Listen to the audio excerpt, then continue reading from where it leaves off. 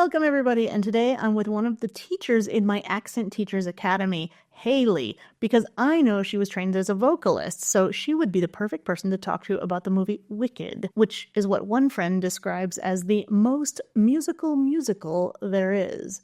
And so my hope is to turn you into a fan by the end of this episode. Hayley and I give specific examples from the movie for you to see how they play with words and syllable stress and pitch and intonation to kind of create jokes for people who are really paying attention. And you'll even hear us talk about where to kind of draw the line between operas, musicals, and movies with songs.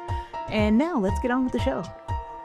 I'm Bianca, your personal American accent coach, and I'm here to help you master an American accent in English because your voice is your choice when it comes to how you sound. I try to release a podcast episode every 2 weeks, and so you should really subscribe to whatever podcast platform you use so that you don't miss the newest episode. And by the way, if you want to see the full video of the episode, it's available at Accent Coach Bianca on YouTube. Hey, Hayley, it has not even been that long since I've seen you, and yet we had to get back together because we are both really passionate about the movie Wicked, and the Oscars are coming up very soon. Yes, they're so soon. I can't believe it. I don't even remember which day they are, but I know that they're coming up. They're coming soon. Yeah, they're coming soon, and I'm guessing that the movie Wicked, Part 1, is going to take at least one of those things. So we thought hopefully more than one, in fact. But we thought, let's quickly get this episode out. I know you and I just had an episode recently, but we see each other every week too, so we don't mind talking at all. But we wanted to talk today. I don't know about you, but when I was watching the movie Wicked, I have a friend who swears she doesn't like musicals. And yet, she sings the musical Six constantly. She will sing Hamilton till the day she dies. She will sing Phantom of the Opera, right? But she insists that she doesn't like musicals. I don't know if you know Epic. She's all about Epic lately. And she obviously loves Wicked, right? So I'm like, what do you mean you don't like musicals? And so I thought maybe we should start there. Like, what exactly is a musical versus, let's say, a movie with some songs in it, or maybe an opera? What are your thoughts on that? That's a good point. I remember when I went to watch the musical Les Miserables, which we mostly called Les Mis. And as I was sitting there watching this, I was like, this is not a musical. This is an opera. And I wondered if people knew the difference. Technically, it's a musical. But I realized, it's really close, and people might not know the difference. So there are a lot of things that they have in common. There are really dramatic costumes. The characters are very colorful. They typically have a lot of symbolism in them. There is also really complex stories, and there's a lot of emotion behind it. So both an opera and a musical have that, as well as singing. Obviously, that's the art form that is mostly on stage. But typically where you see them differ is kind of the method how they do it. So an opera, typically it has to have a microphone. So if someone is on stage and there's like dancing involved, for example, it's probably not an opera because you're supposed to be stationary and like not really move very much unless there's a really long instrumental period. An opera is meant to be I am performing, I am the performer. So it's still telling a story, a complex story, colorful costume changes. That's very common. Multiple scenes and acts and characters. But that would be, I think, one of the big differences, as well as typically the style of music. So if you think about Hamilton, for example, a lot of people are like, oh my gosh, this is the best musical ever. And I mean, if you haven't seen Wicked yet, then that's probably what you think. But technically, you could argue that Hamilton is an opera, and I'm not going to be the one to split the hairs and make that call. But the reason why is because even though a musical and an opera both have a ton of music, an opera is only music. So there are no lines. It's only song after song after song, which is Hamilton. But yeah, I think those are kind of the differences that come up.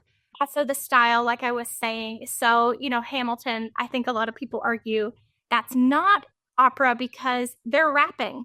And the thing about opera is that it typically is more traditional in its art form. So it stays the same. They want that microphone. They want those costume changes, they want that intermission, but they don't necessarily want to differentiate the variety of music styles. They want to stay in one category or one genre. So that's another one is I think some of the musicals that your friend thinks she doesn't love musicals, it sounds like there might be a certain style of music she likes, and those musicals are including that. So then maybe people might not like, ones that are using a different style. Exactly. And the cat wants to weigh in her 2 cents as well. As we know, the cat is here sometimes on the office, on the desk. So if you're watching this on YouTube, you can see my lovely cat. Meow. And if you're listening, then you can only hear her meow. So that's Coconut the cat, really just backing us up here. It's funny that you mentioned Hamilton, because did you know that this is the 10-year anniversary of Hamilton? I bet you did know. It's been 10 years. 10 years. Really that old? I know. I've been singing this for 10 years. Listen now, I remember sitting in a cafeteria at a round table, and there was this history major who was much younger than I was, and she was all gung-ho and excited about some musical that was about a founding father. And I remember how wild that sounded. That just didn't even sound possible that you could make a musical about it. But you can, and they have. And 10 years. Wow. Yes, 10 years. So we're going to get together and talk about that later, too. Yes. We're going to have more podcast episodes. Exactly. More podcast episodes to come. More like sing-alongs, that's for sure. So what is it, do you think, about musicals? Somebody else, another friend of mine, said kind of what you mentioned a minute ago. He said, Wicked is the most musical. And I was like, hold on a second. Let's define musical for a second. And to my mind, a musical is, like you were talking about, well, how much speech is there? What style is it in? And to my mind, I draw the line at musical where if you take away the songs, there's no story left, right? And maybe there's a lot of speaking, but the story is very much conveyed through song. So when you take away the songs, what's left, right? If you can't tell the story without the songs, to me, then it's a musical, right? That's what, to me, defines a musical. I think I would also say that it's not just taking away the songs, but the thing about a musical that separates it from, let's just say, a performance or even necessarily a movie with a song or two in it, though I don't know if that exists, to be honest, and most of them are musicals. It would be that a musical, there is a large range of artistic expression that's allowed in how you sing it. So with an opera, there is one key that you sing in, and so there are several notes. And according to that pattern of that key, you have to sing them a certain way in a certain voice for it to sound correct. But in a musical, there's a lot more emotion, and sometimes people they do something where they're not really saying a line. They're not speaking, but they're not singing. They're kind of doing something in the middle, which I think we are going to talk a lot about today. Oh, yes. Yes. That's one reason why someone would maybe say Wicked is the most musical, because it uses that. It uses a lot of emotional speech, not in the words, but in the tone of voice. That's a really, really big aspect of the entire musical, honestly. Totally. And that made me think too, like, okay, so what's a musical? And why do we tend to gravitate towards musicals? Why do we love it so much? Like, we've got music, we've got instruments, we've got talking, we've got things like that. What is it, do you think, about this combination that is just so compelling, in your opinion? I could go on a huge ramble about the science behind this, because there is science behind it.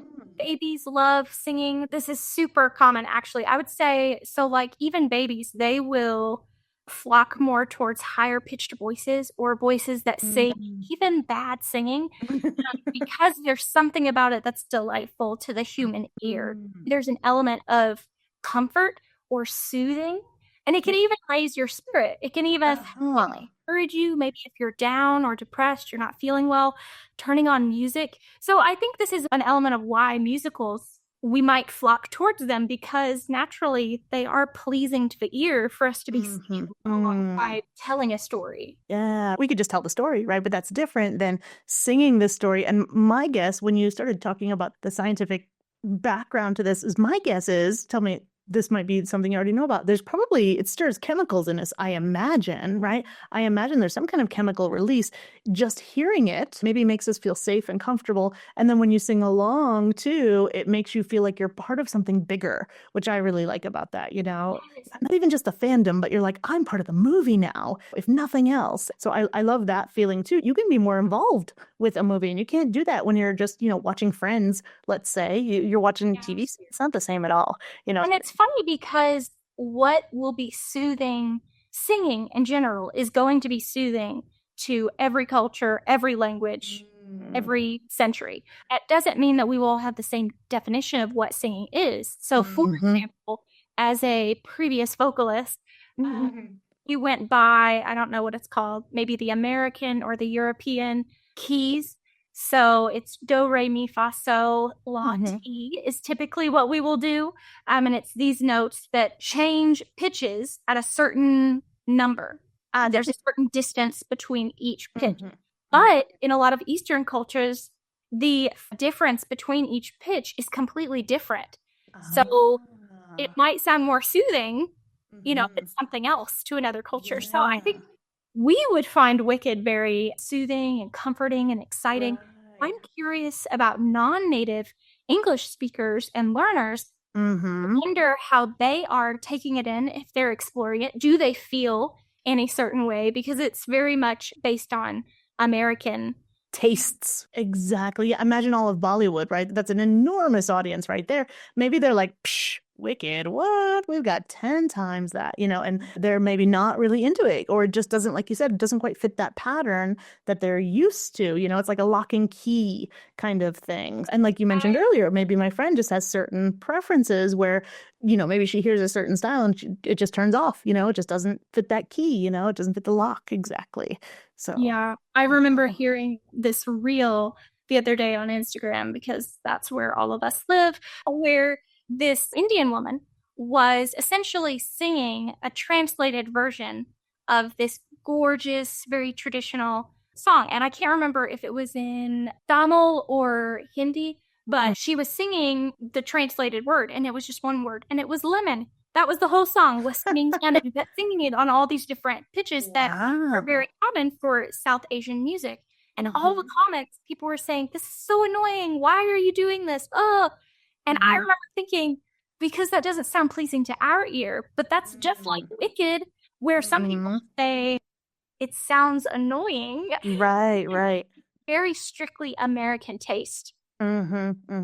Yeah, and speaking of which, I remember we were kind of like comparing the Broadway show to the movie, because you are a trained vocalist, right? And I so am not. I wouldn't pick up on some things, like the way that you see things. So I didn't see these differences or hear these differences, better yet. And can you explain to us, in your eyes, like when you are prepared to hear something, when you saw or listened to Wicked and the Broadway version versus the movie version, like what were those differences like for you?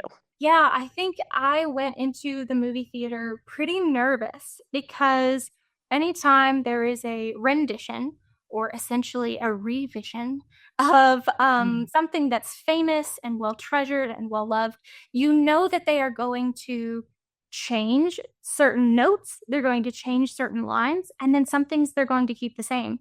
And as the audience member, you don't have any control over that. And so I remember being nervous that some of the key lines, so for example, the song, What Is This Feeling? That's a song that I remember listening to all the time, playing all the time in choir class when we were, you know, goofing off or whatever. And there was just a certain pitch that the lines were sang in. This actually speaks to, more broadly, intonation and prosody in English as a whole. But when you're expecting the voice to go up and the actress goes down in pitch, it is shocking. And it's not necessarily the end of the world. It's not bad.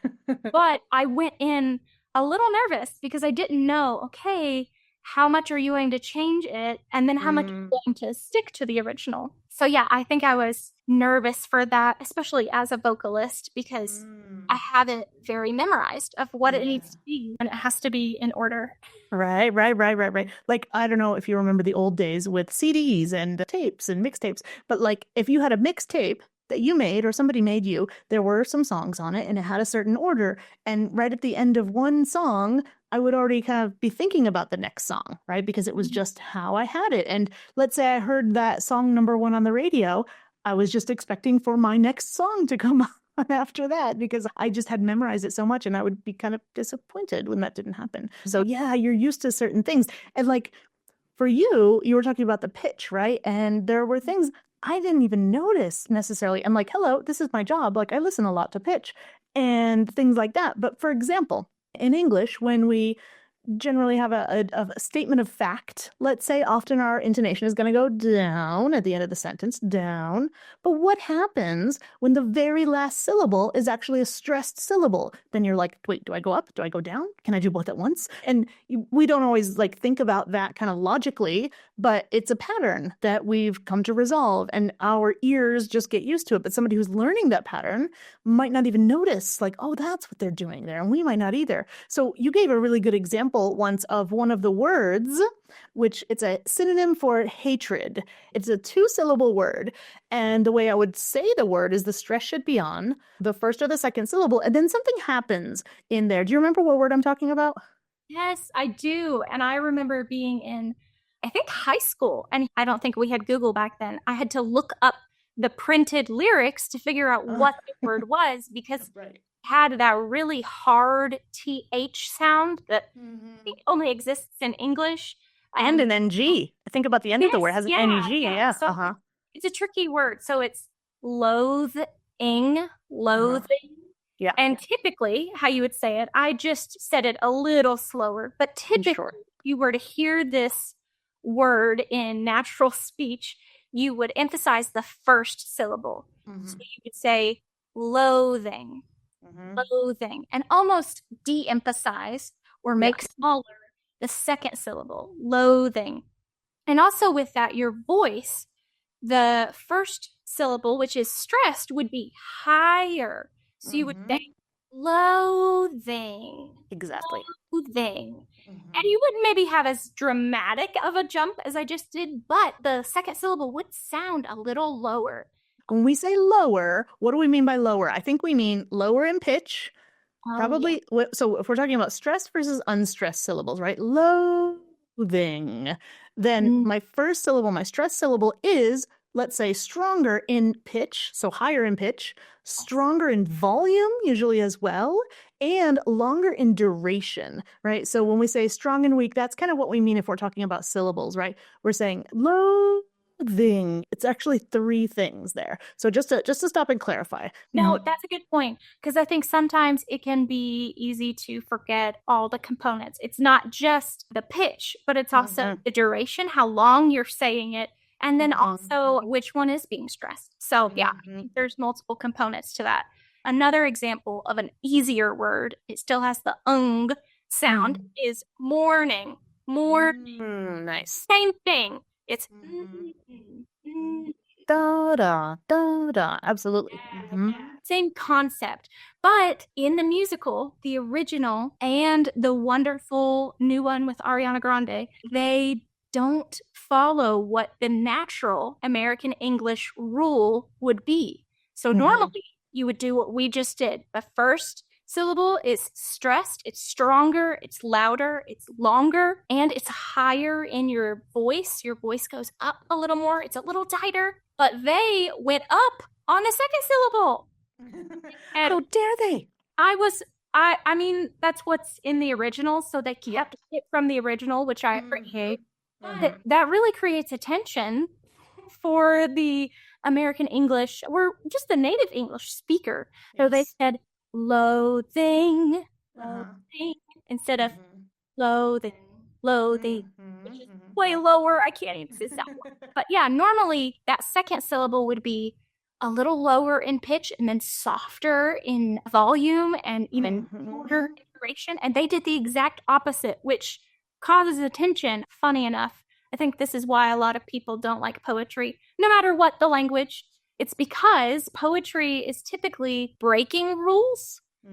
of Mm. the language's grammatical structure. And so if you don't really know the rules very well, you can't necessarily as easily appreciate how Yeah. they're breaking the rules. So that's what's happening in Wicked right there. They Mhm. changed it, and thankfully they kept the same pattern in the You were happy about that. Nice. Do you think that choice had anything to do with the fact that in that song they list three things that they hate, right? They say your voice, your clothing, right? They listed three things. Do you remember those? Yes, yeah. Okay. They said loathing for your face, Mm-hmm. voice, your clothing. Yeah. Yes. To me, I'm thinking like, okay, if we're thinking of syllable stress and making things kind of match to follow the rules and then breaking the rules after that, I think of the word clothing. Same thing, clothing, clothing, right? But then you've got your face, your voice, right? In the word stress, in the phrase, I'm going to stress the word face. I'm going to stress the word voice, right? I'm going to stress the whole word clothing. And then they do the same thing. They switch the old syllable stress there to kind of like give you a quick pause. So I think that they balance those two. But then if you remember in the song, it says loathing, unadulterated loathing. So I love this Yeah. back and forth. And I think maybe they did it because of that too, to kind of make it fit. But like you said, the whole point is you got to know the rules before you can break them, right? Mhm. Otherwise, where's the art, in that? No, yeah. Well, and I mean, it's okay, I guess, if you don't know the rules, but this is the perfect example of why you can't just have any native speaker teach you English Uh-huh. because the average native speaker knows the rules, but they don't know why, and they don't know how to explain it to you. You need someone trained. That's Yeah, also why it can help to have a non-native speaker teach you because they have to learn the rules themselves. exactly. But at least have a trained native speaker teach So you. somebody. Yeah, You know. not someone who just speaks the language, right? Like you said, like, oh yeah, some of us know the rules, a lot of us don't. We just speak the language, right? But then knowing the rules too, and then also explaining it in a way that makes sense to other people also is a whole nother level. So yeah, I think that's a really good point too.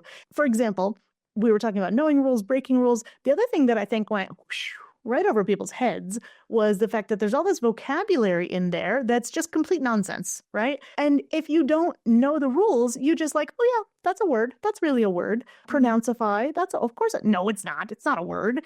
And so they are making these jokes linguistically, which I was able to pick up on, and then vocally, which I didn't even know until you started explaining this to me, right? I just accepted it for what it was, and I didn't know that like, oh, there's kind of like some vocal jokes in there, and there's things that are for, let's say, for that audience, and they're gonna notice these things, and like there's just so many layers to this movie that I love so, so much. And speaking of singing and speaking together, we're like, okay, what's a musical? Okay, well, let's define singing here.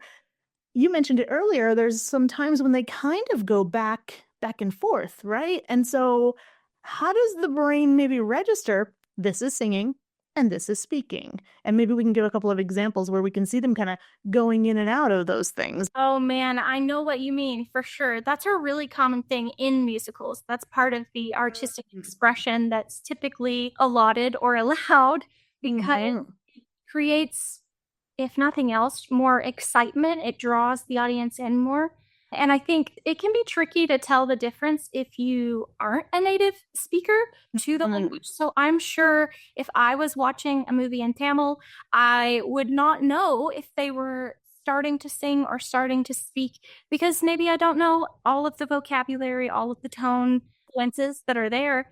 But with English, yes. Another example, if you really love super old musicals, is My Fair Lady. Oh, Is yeah, of course. weirdly enough musical about a guy who's trying to rudely teach a woman how to speak properly. Is a Yes, there's so many problems. quotes. He's Yes. supposedly teaching her to speak properly, but he's talking a lot about accents in it. Yes. This is a very common example, I would say, but we see it in Wicked too, towards the end of the part one, where Elfie is trying to get away and she is kind of getting frustrated with Glinda. And Glinda says, I hope you're happy. She's saying it in a frustrated posture. So she's not just saying, I hope you're happy. She's saying it stronger and louder, but she's almost dancing with the line of singing. If she was just straight up singing, it would be something like, I hope you're happy. Oh, which she does sing at some point. But later, in the very beginning, she does this in between where she's kind of speaking and she's kind of singing.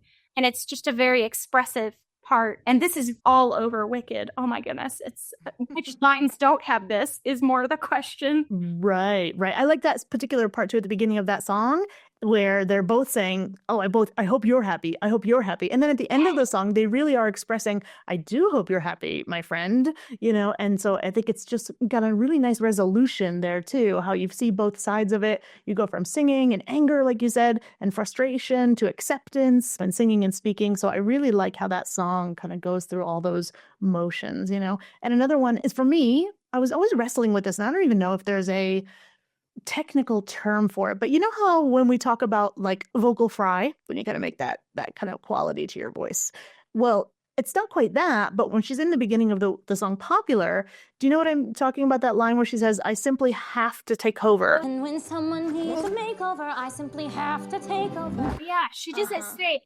half, because we wouldn't say right there, because the next word is to, so we would say have to take over.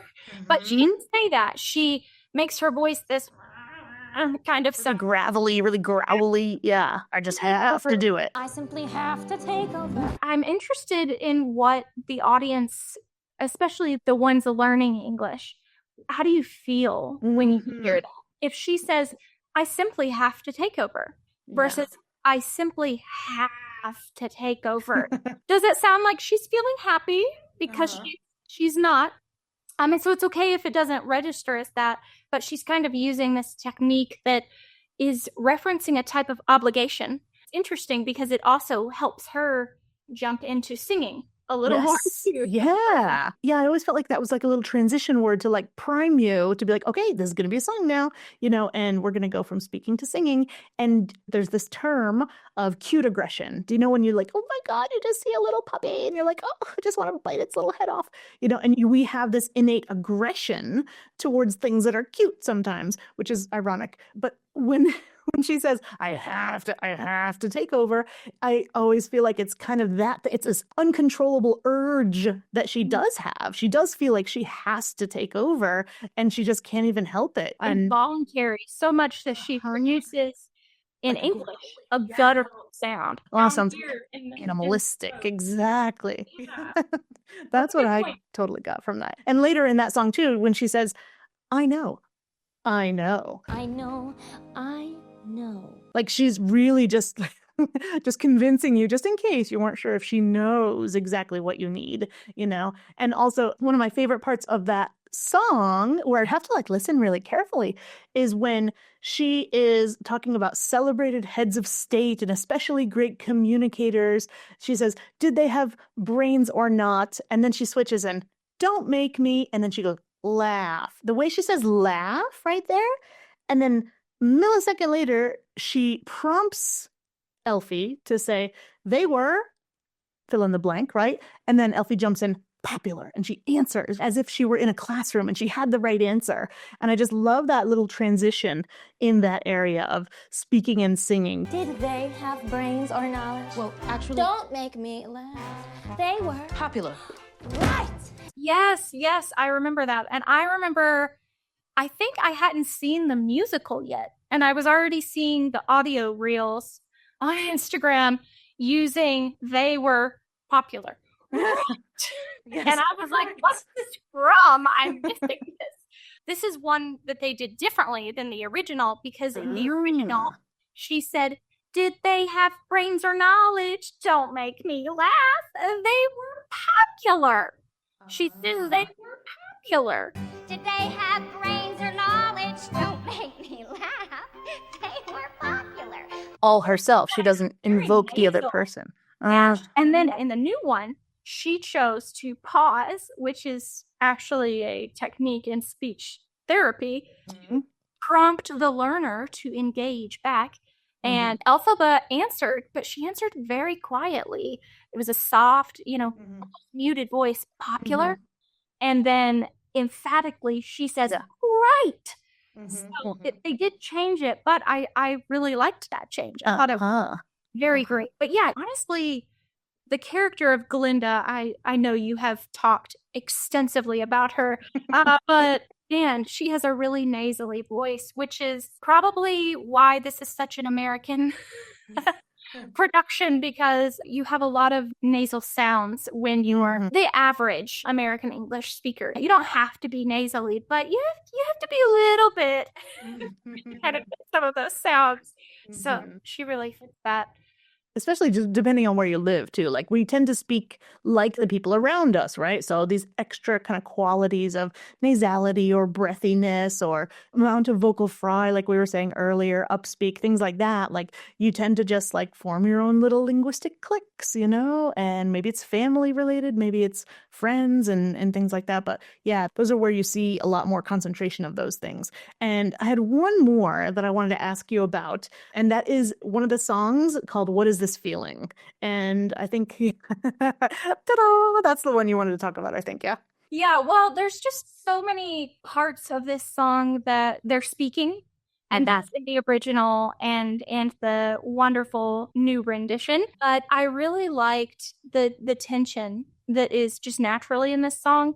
We talked earlier about the word loathing. So the weird emphasis on the second syllable is not really common for a lot of two-syllable English words, but also the entire bridge, I think you would call it the bridge, the poor Galinda forced to reside.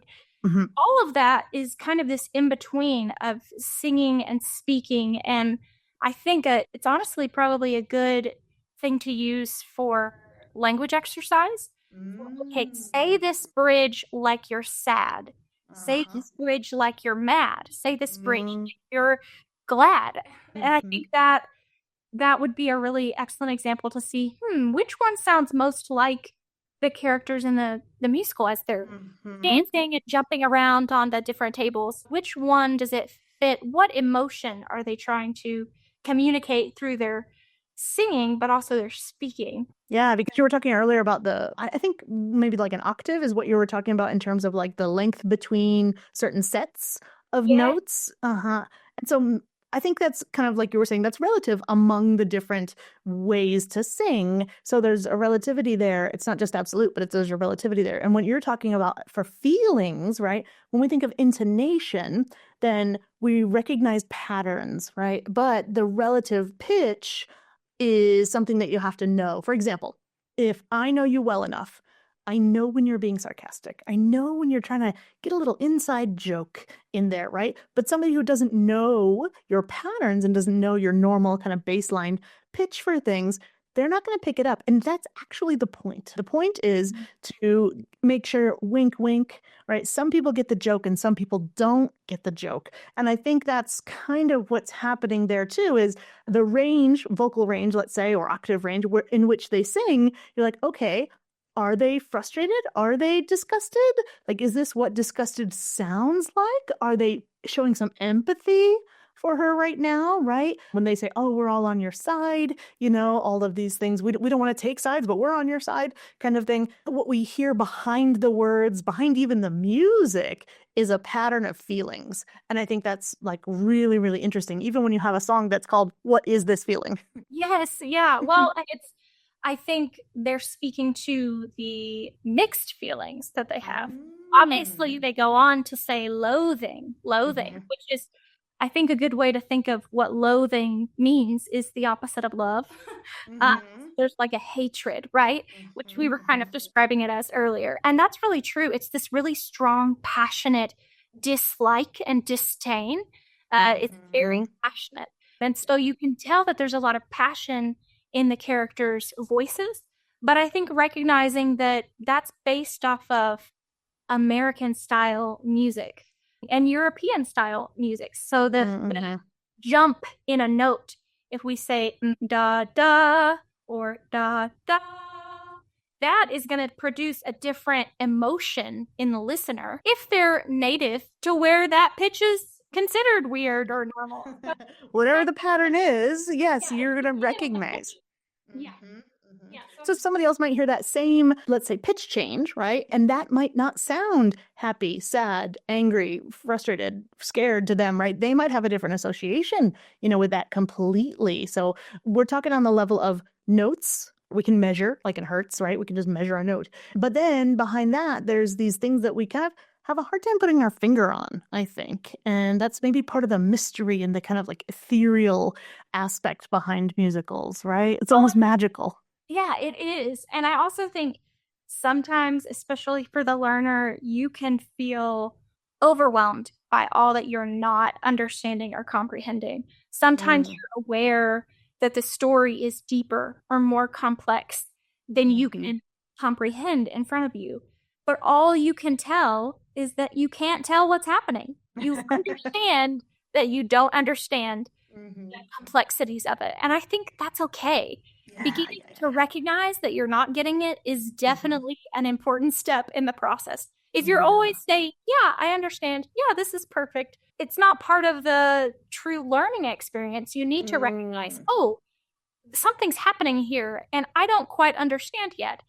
I can learn, but I don't understand it right now. So I think it's one of those things that I get excited when I get to work with not just adults in the professional space, but also working with their families, kind of working across a multi-level of learning and information, like the amount that they can take in. A kid is going to learn at a different pace than an adult. And an adult is at times going to learn slower than a kid, not because the adult is less smart, but because they have more going on. So I think, sometimes as adults, we can really focus on, oh my goodness, everybody is raving about this beautiful musical, but I don't understand the emotion they're talking about. That's okay. Something you can choose to explore and learn more about, or you can be like, oh, those people are really excited about that. Good for them. Like that. Not for me. That's okay. Totally. Yeah. We're not trying to convert anybody here. No, secretly I am. But anyways, I am thinking, I am. I totally am. Yeah, I've had sing-alongs at my house. I have a big projector screen and, oh, it's fabulous.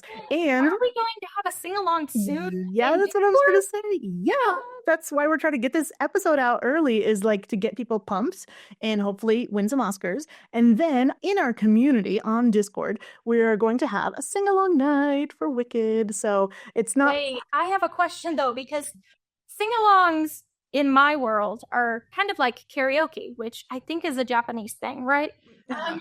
It's this, you're in a space and there's microphones for 2 or 3 people and you take turns and everybody listens. So how's this going to work in Discord? Well, we could do it that way, right? Like if you, as a singer, you want to just turn on your microphone and let everybody hear you, like I'm okay with that, right? If anybody wants to take turns, that's fine. In my head, I'm a great singer. My shower tells me all the time. But, outside of my head, I don't know how many people would agree with that. So how we're going to do it, that's not even the problem. The problem is lag time, across all the time zones and, trying to sync all these things up. So even if you had the audio timed perfectly, you'd see people's lips weren't the same. Like there's no way to get this right online, to do it virtually. And I think we learned that a lot in COVID. So instead, what we're going to do is we're going to be playing the songs, right? And we're going to have the lyrics there for sure. And everyone is going to have their camera on, who wants to. They're going to have their camera on. And they're going to be singing, like I'm going to be belting out the tunes here in my house, poor neighbors. But my microphone is going to be on, but I'm going to be muted.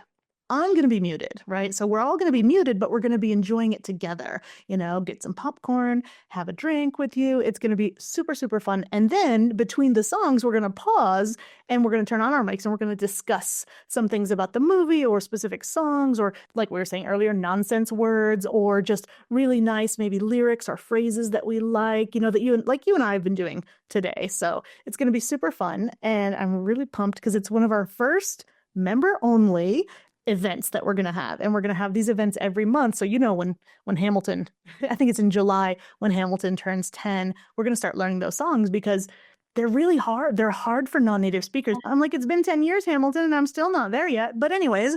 This makes me feel a little bit better because even though I am a trained vocalist, I don't necessarily want to overwhelm everyone, with my amazing singing on us.